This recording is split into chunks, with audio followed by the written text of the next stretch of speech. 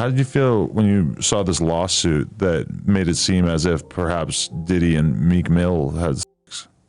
I mean, to each their own. And why would they not have sex when they're gay rappers?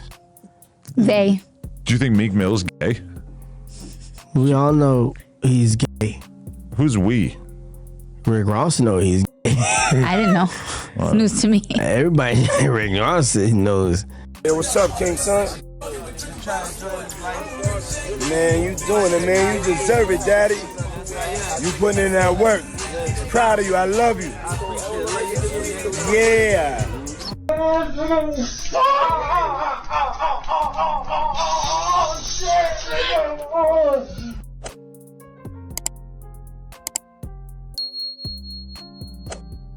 Soulja Boy just went off on Meek Mill, and now Diddy is getting dragged into it amid his court trial and his leaked recordings with Meek Mill. If you thought the Diddy case couldn't get any messier, think again. Just when the internet was starting to quiet down about all the wild allegations, Soulja Boy jumped in and set the whole thing on fire again, but this time, he didn't go at Diddy directly. Nope, he zeroed in on Meek Mill, and let's just say the shots he took weren't light. In fact, they might be the most savage accusations to come out of this entire saga. Soulja didn't just throw subliminals, he flat out said that Meek let Diddy do things to him, graphic things. And as wild as that sounds, this isn't even the first time Soulja's taken aim at Meek. There's a history here, beef, tension, and a long paper trail of tweets, posts, and interviews that are now being dug up, analyzed, and reposted like crazy. But the real twist? Some of Soulja's wild claims are actually lining up with stuff that's been hinted at in court documents, leaked audio, and past footage that's suddenly going viral all over again. Let's rewind to where this all popped off. It started when music producer Cardo called out Soulja Boy on X, accusing him of being disrespectful to Metro Boomin's late mother. A completely separate situation, nothing to do with Meek Mill. But out of nowhere, Meek inserted himself into the drama, siding with Cardo and throwing his own jab at Soulja. He wrote, "Soulja, if you say you're going to smoke somebody and they see you and actually smoke you, it's self-defense." That tweet wasn't just a clapback. It was a loaded shot, calling Soulja reckless, dangerous, and out of touch. Most people assumed Soulja would ignore it. But if there's one thing the internet should have learned by now, it's that Soulja Boy never stays quiet. You throw a jab, and he's launching a missile. So when Meek went public, Soulja snapped back instantly, with a tweet so wild, people couldn't believe it was real. No filter, no chill, just straight chaos. That tweet exploded online, and because of that, people started digging. Fast. Old tweets, past interviews, strange footage from parties, all of it came rushing back into the conversation. And just like that, Meek Mill was trending, but not for his music. Suddenly, people were connecting dots they hadn't paid attention to before. Because here's the thing, Meek's name had already been floating around in the background of the Diddy scandal, especially after that bombshell lawsuit filed by music producer Lil Rod Jr.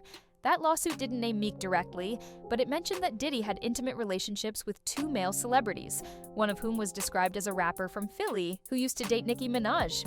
That description instantly narrowed the list, and of course, Meek's name started circulating. At first, it felt like speculation, just Twitter noise. But then, Meek himself started reacting, tweeting rapidly, making cryptic posts, and even saying he was hiring an investigative team to figure out who was trying to frame him. And here's where things got sketchy. If the rumors were false, why was he talking this much? Why the sudden panic? And it gets worse. Because then Diddy's former bodyguard stepped into the spotlight, and what he said shocked even the most desensitized internet sleuths. In a live interview, he described Diddy's infamous parties, what he called the free-off nights. According to him, those parties weren't just wild, they were out of control. He claimed drinks were spiked, people were passed out, and nobody really knew what was happening behind closed doors. A couple of parties I seen, I knew that they were spiking drinks.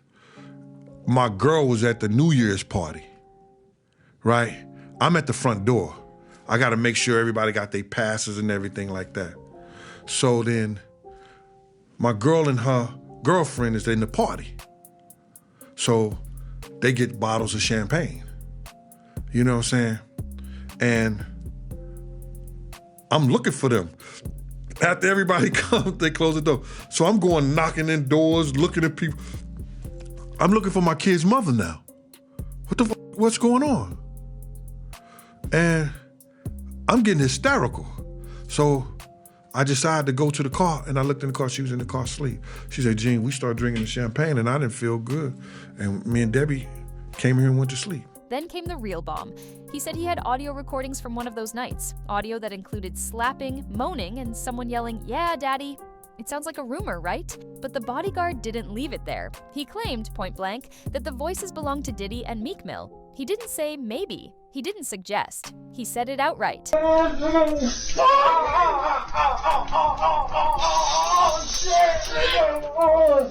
And just when people thought that was as crazy as it could get, Orlando Brown jumped in. Now granted, Orlando's history makes anything he says feel questionable, but still, he added fuel to the fire by saying that yes, he'd heard the same recording, and yes, it definitely sounded like Meek. How did you feel when you saw this lawsuit that made it seem as if perhaps Diddy and Meek Mill had sex? I mean, to each their own, and why would they not have sex when they're gay rappers? They. Do you think Meek Mill's gay? We all know he's gay. Who's we? Rick Ross knows he's gay. I didn't know. It's news to me. Everybody, Rick Ross knows. That endorsement added a whole new layer of internet chaos. Suddenly, old footage from years ago was being pulled out and dissected all over again, including the infamous birthday party Diddy threw for Meek Mill, the one with shirtless dudes by the pool, low lighting, and Diddy going on camera to tell Meek, "You deserve it, daddy. I'm proud of you." Hey, what's up, King Son? Man, you doing it, man. You deserve it, daddy. You putting in that work. Proud of you. I love you. Yeah. At the time, people joked about it, said it was weird, but just playful. But now, in the context of everything that's come out, that clip doesn't feel like a joke anymore. It feels like a major piece of the puzzle. The court documents aren't helping Meek either. Prosecutors allegedly introduced photos and tapes during the Diddy trial showing him being intimate with multiple men. And while no names have been confirmed publicly, insiders claim that Meek's name was brought up again during private testimony. We're not saying this is confirmed fact, but according to multiple reports, people in the room said there were gasps when certain names were mentioned. Meek's wasn't the only one, but his was one of them. And let's not forget, there's that now infamous tweet Meek posted back in the day. The one that read, "I hope they forgive me for what I did with Diddy. Real street forever." At the time, it seemed like just a cryptic bar. But now, viewers are calling it a confession, one that aged like milk. What's wild is that Meek Mill's go-to move has always been the same. Tweet a storm, get emotional, then delete everything. He's done it in past beefs. He did it with Drake. He did it with Whale. And now, he's doing it again. Only this time, the allegations aren't just about music or clout. They're about deeply personal things that, if proven or even just strongly suggested, could change his entire image. So now, the internet's asking, why is Soulja Boy the one dropping these bombs? Is he just trolling, or is he hearing things behind the scenes that we don't know about? Now, whether Soulja Boy is just doing this to stay relevant, or whether he actually knows something that the rest of us don't, one thing is certain. He timed it perfectly. The Diddy case was already dragging Meek's name through the mud, and just as the conversation started dying down, Soulja resurrected it with one chaotic tweet. Some are saying he's chasing clout, others think he's throwing grenades because he genuinely can't stand Meek. But whatever the motive, the result is the same. People are watching Meek Mill closer than ever. And they're not just watching him, they're watching everything he's said, everything he's tweeted, every old video, every blurry party clip, and every awkward interaction that used to seem random, but now feels suspicious. And here's where things start spiraling into internet conspiracy. Because once that recording from Diddy's party was mentioned, the internet started wondering, who leaked it? Where did it come from? And why now? Some fans have floated the theory that Nicki Minaj herself might have had a hand in it. The rumor goes that she held on to that audio for years, waiting for the right moment to strike, allegedly paying someone else to leak it so it wouldn't come back to her. And while there's zero public proof for that theory, it makes for juicy speculation. The reasoning? Nicki and Meek had a messy breakup, and if she wanted revenge, leaking something that potentially outs him in the middle of a federal investigation involving Diddy would be the most nuclear move possible.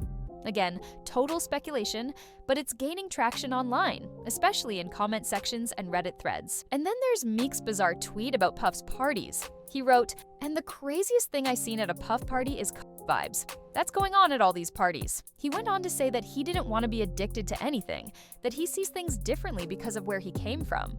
Now, this could have been Meek distancing himself.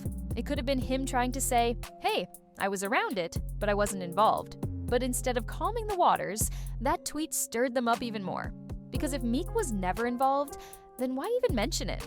Why even bring up coke or parties at all? People started asking, why is he saying so much if he has nothing to hide? Then there's that infamous line again, I hope they forgive me for what I did with Diddy. On its own, it could be interpreted in a dozen ways. But when lined up next to the lawsuits, the audio, the footage, and the rumors, it doesn't sound like just a bar. It sounds like an apology, a low-key confession dropped into the timeline, just ambiguous enough to deny but clear enough to raise eyebrows. And now, it's being clipped, looped, remixed, and analyzed in every corner of the internet. Because that's what happens when things line up a little too well. People stop assuming it's just gossip and start treating it like evidence. And while all this plays out online, Meek's enemies are loving it. His critics, his old ops, even people he's beefed with in the past. They're all reposting, laughing, and letting the chaos unfold. Soulja Boy knew exactly what he was doing when he tweeted what he did. He's not just stirring the pot, he's flipping it over and setting it on fire. And the timing couldn't be worse for Meek, who was already struggling to stay out of this scandal in the first place. Because even if Meek Mill is completely innocent of everything being implied here, the damage is already done. The rumors have legs, the footage is real, the audio exists even if we haven't heard it publicly. And the court case surrounding Diddy just keeps escalating, dragging in more names, more witnesses, and more questions that have no easy answers. And just when you think it can't get worse, the court transcripts keep dropping. According to insiders, new testimonies have introduced even more explosive claims, some involving high-profile actors, athletes, and media execs. Again, none of this directly confirms anything about Meek, but every time the courtroom door opens, more names get pulled into the vortex, some on purpose, others accidentally. And Meek's is one of the names that keeps floating back up, not as a central figure, but always in the mix. Always just enough to keep people wondering, is there more to this than we know? Now, we're not saying Meek Mill did anything. There's no confirmed footage. There's no name in a deposition tying him directly to anything illegal. But in the world of celebrity scandal, perception becomes reality fast. It's not about what's proven. It's about what people believe. And right now, the belief is growing that Meek might not be telling the whole truth. That's the power of the internet. One tweet from Soulja Boy lit the match. And now Meek Mill's entire public image is caught in the fire. Whether it's clout chasing, a personal vendetta, or a calculated hit job, the results are the same. Meek is under pressure like never before. So what's your take? Is Soulja Boy just trolling for clicks? Or did he pull back the curtain on something real? Was Meek just caught in the crossfire? Or is there something he's not telling us? And with the Diddy case still unfolding, how many more names will get dragged into the chaos before it's all said and done? Let us know what you think in the comments below. Don't forget to like this video, subscribe to the channel, and hit that notification bell so you don't miss the next explosive update. Because in this story, we're just getting started.